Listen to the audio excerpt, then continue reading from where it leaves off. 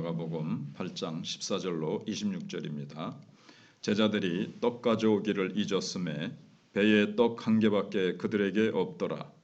예수께서 경고하여 이르시되 삼가 바리새인들의 누룩과 헤롯의 누룩을 주의하라 하시니 제자들이 서로 수군거리기를 이는 우리에게 떡이 없음이로다 하거늘 예수께서 아시고 이르시되 너희가 어찌 떡이 없으므로 수군거리느냐 아직도 알지 못하며 깨닫지 못하느냐 너희 마음이 둔하냐 너희가 눈이 있어도 보지 못하며 귀가 있어도 듣지 못하느냐 또 기억하지 못하느냐 내가 떡 5개를 5,000명에게 떼어 줄 때에 조각 몇 바구니를 거두었더냐 이르되 12이니이다 또 7개를 4,000명에게 떼어 줄 때에 조각 몇 광주리를 거두었더냐 이르되 7이니이다 이르시되 아직도 깨닫지 못하느냐 하시니라.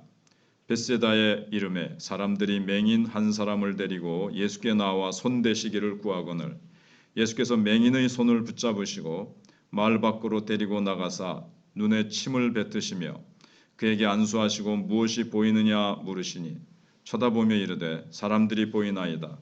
나무 같은 것들이 걸어가는 것을 보나이다 하거늘 이에 그 눈에 다시 안수하시매 그가 주목하여 보더니 나아서 모든 것을 밝히 보는지라. 예수께서 그 사람을 집으로 보내시며 이르시되 마을에는 들어가지 말라 하시니라. 아멘.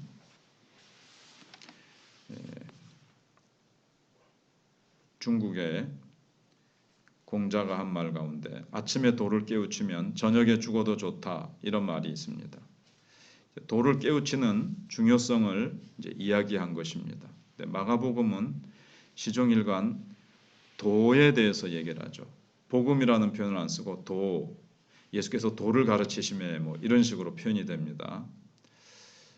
그래서 마가복음은 결국 복음을 깨우치면 이 복음을 행할 수 있다. 도를 행할 수 있다. 이렇게 강조합니다. 다시 말씀드리면 예수님 또는 하나님 나라의 진리를 깨달을 때 비로소 제자의 도를 걸어갈 수 있다는 것입니다. 이것을 위해서 예수님은 이 도를 깨우치지 못하는 예수님에 대해서 복음에 대해서 깨닫지 못하는 우둔한 제자들에게 너희가 아직도 깨닫지 못하느냐 왜 떡이 없으므로 염려하느냐 이러시면서 날선 경고를 하시고 호되게 책망도 해보시고 나중에는 지금 눈먼 자를 치유해 주시는 그 행위를 통해서 생생한 교훈까지 주십니다.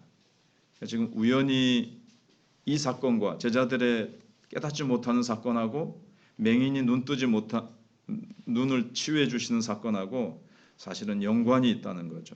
제자들은 육신의 눈은 떴지만 영적으로 아직 맹인과 같이 예수님이 누구신지 하나님 나라의 역사하심을 깨닫지 못하는 그런 상태라는 것을 예수님께서 은유적으로 보여주시는 겁니다. 그래서 오늘 본문에 보시면 예수님은 바리새인의 누룩과 헤롯의 누룩을 주의하라 이렇게 경고하셨습니다. 바리새인의 누룩은 율법주의죠. 엄격한 율법주의. 그리고 편협한 민족주의입니다. 그리고 자기들만의 천국을 꿈꾸는 이 바리새인들의 이 종교적 이상 그리고 그러한 사상 자기들만 이방인이나 또는 세리나 또 창기나 이런 죄인들을 향해서는 더러운 존재라고 하면서 선을 긋고 율법을 잘 지키는 자기들만 하나님 나라의 백성이고 이스라엘 백성들만 또 하나님의 백성이다. 이렇게 이제 생각을 하고 있었습니다.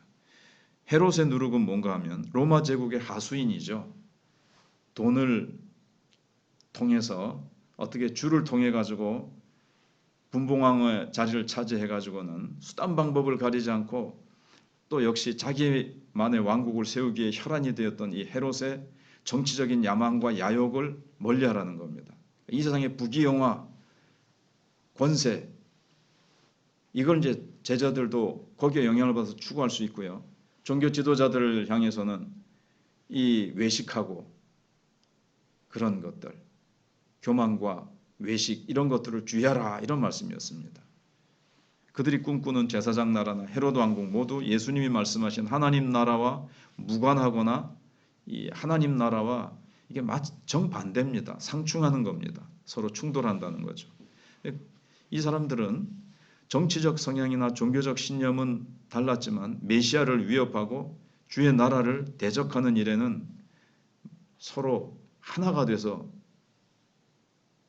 예수님 십자가 지려고 하실지 전에도 이 서로 제사장과 헤롯이 평소에는 앙숙관계였는데 힘을 합쳐서 예수님을 죽이려고 그러죠. 그래서 예수님은 이제 예루살렘으로 올라가는 제자들에게 그들이 동경하는 또 추종하는 대상이 아니라 그들은 경계의 대상이 되어야 한다고 거듭 강조하시는 겁니다. 헤롯이 가지고 있는 세상 권세 부러워하지 마라. 제사장과 바리새인들이 그 가지고 있는 그 어떤 자리, 그들이 하는 행동, 그들의 야욕 이런 거 결코 누룩처럼 옮겨붙기 쉬우니까 너희들 그런 거 다 비우고 정결한 마음을 가지라는 그런 얘기죠. 그래서 예수님이 말씀하신 하나님 나라와 우리가 꿈꾸는 나라가 어긋날 수 있습니다. 한국교회도 양적인 부흥, 큰 교회 세워서 내 이름을 내고 큰 교회 세워서 어쩌고 저쩌고 이렇게 되면 그게 세상의 어떤 야욕과 세상의 어떤 힘 이런 것들이 이제 하나님 나라와 어떻게 보면 이제 막 뒤섞여지는 거죠. 그 어떤 부작용이 지금 한국 교회에 벌써부터 나타나서 한창 성장하다가 거품이 빠지고 여러 가지 부작용이 나타나는 것을 봅니다.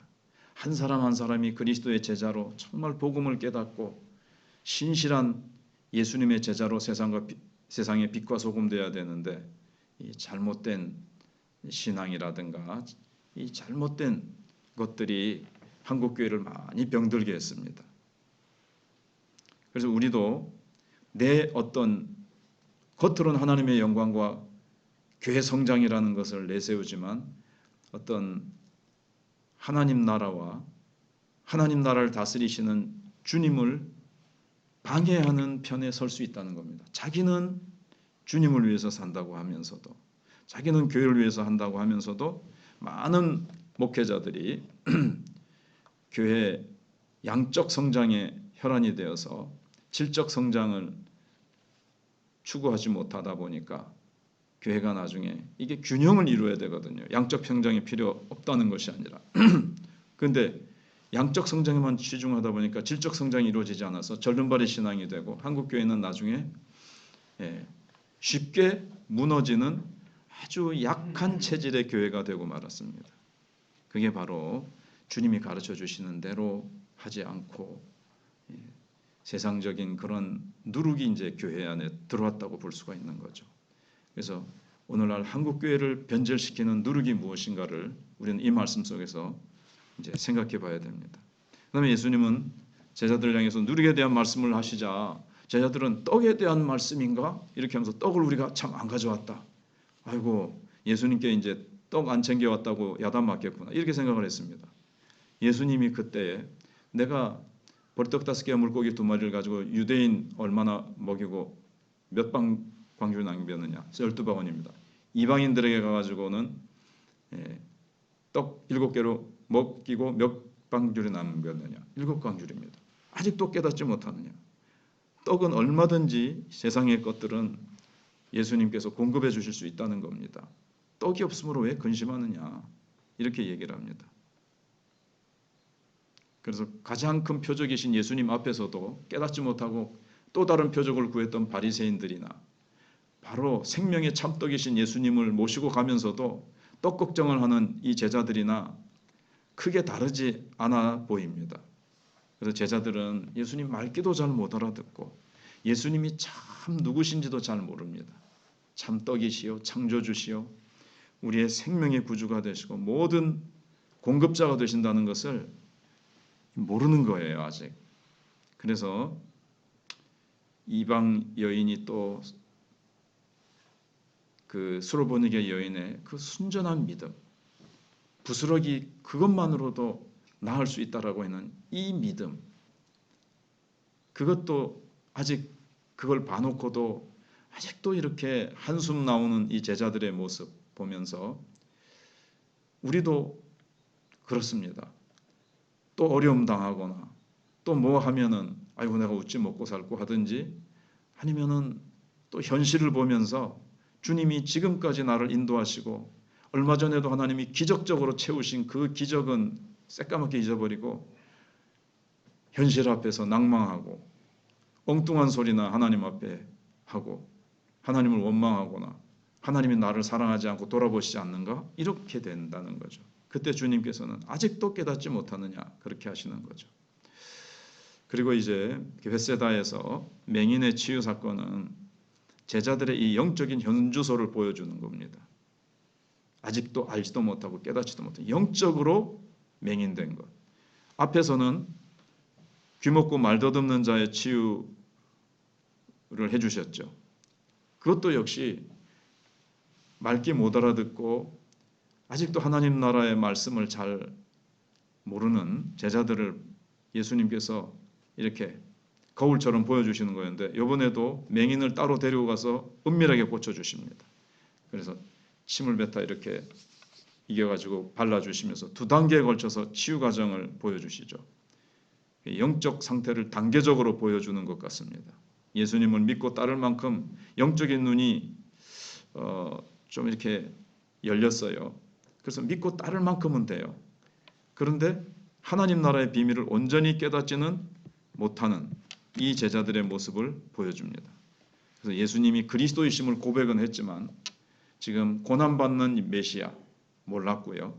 십자가를 지신 후에 부활의 영광이 있다는 것 모르고 그냥 주님을 따르는 겁니다. 주님 왕이 되시면 한 자리 할 거다, 이거를 생각하고 따르고 있습니다. 세상 부귀영화 다 내려놓고 주님을 위해서 내가 모든 것을 다 잃어버리고 희생하고 내 목숨까지 드린다 할지라도 나는 주님만 따라가겠습니다. 주님이 그 고난을 지셔야 되는 예수님을 모르고 내가 고난을 당한 후에 그 말씀을 자꾸 하셔도 못 알아듣고 자꾸 동상이몽입니다. 예수님 예루살렘에 올라가시면 이번에 왕의 자리에 앉으시면 나도 이제 세상 부귀영화 누릴 거 아니냐, 이런 것들을 향해서 주님은 철저하게 경고하시고 우리는 주님을 따르되 주님이 어떤 메시아이신지 어떤 왕이신지 영혼들을 구원하시기 위해서 십자가 지시고 고난의 길을 가셨던 예수님을 우리도 따라갈 때에 우리도 포기하고 희생하고 각자에게 주어진 십자가를 지고 완전히 주님을 따르는 우리가 되어야 되겠습니다. 기도하겠습니다. 하나님 감사합니다. 이 새벽도 저희들 불러주시고 아직도 깨닫지 못하는 제자들의 우둔함과 주님이 누구신지 깊이 알지 못하여 엉뚱한 걱정과 염려를 하는 제자들의 모습 속에서 우리의 모습을 봅니다. 우리도 만왕의 왕이시요 만주의 주가 되시고 모든 공급자 모든 치료자 되시는 예수님을 깊이 알지 못하여 현실을 보고 사람을 보며 실망하고 낙심하며 걱정하며 살아가는 저희들이 아닙니까? 하나님, 이제는 우리가 영의 눈이 열리고 영의 귀가 열려서 성령의 음성을 듣고 하나님 나라의 비밀과 복음의 능력과 복음 안에 있는 풍성한 권능과 권세를 우리가 누리며 흘려보내주며 승리하며 살아가는 모든 성도들 다 되게 해 주시옵소서. 오늘도 환우들을 치료해 주시고 우리 교회 곳곳마다 저희가 협력하는 선교사님들 사역 곳곳마다 주의 성령께서 은혜를 베풀어 주시기를 바라옵고 예수님 이름으로 기도하옵나이다. 아멘.